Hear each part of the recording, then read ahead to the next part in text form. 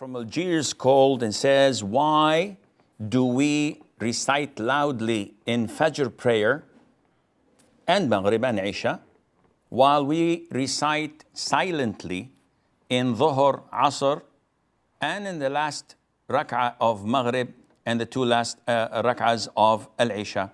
Why is that? And this is a good question.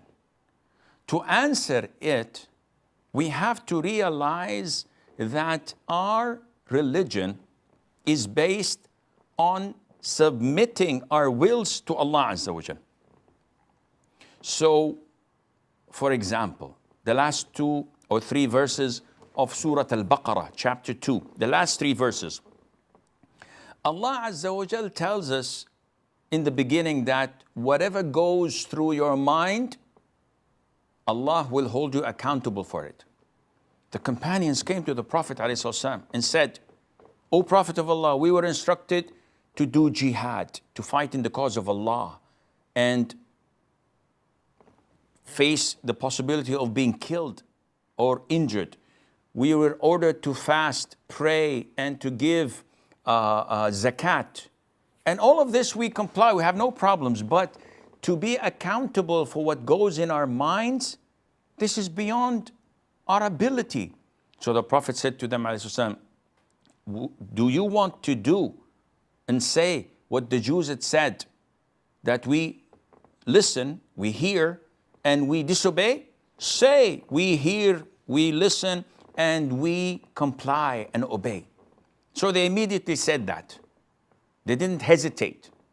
So Allah Azza wa Jal abrogated this by saying that Allah Azza wa Jal does not burden a soul beyond what it can bear.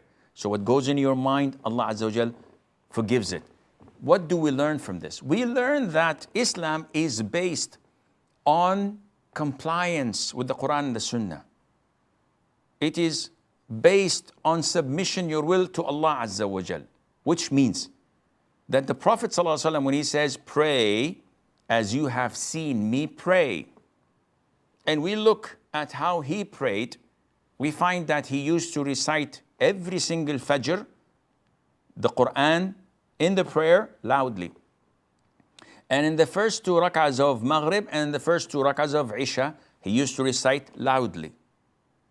And in the 4 rak'ahs of Dhuhr, the 4 rak'ahs of Asr, the last rak'ah of Maghrib, and the last 2 rak'ahs of Isha, he used to recite silently.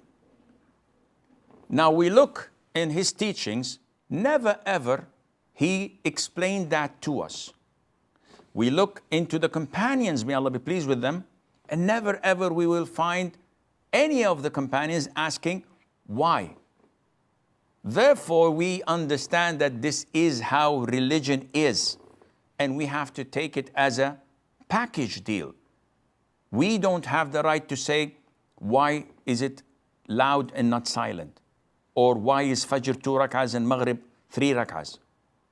Why not all of them are 4 or 2 or 1? Or why do we have in every unit 1 bowing and 2 prostrations? Why not having 2, 2 or 1, 1? This is how it was given and relayed to us, and we have to comply to it, and Allah Azza wa Jal knows.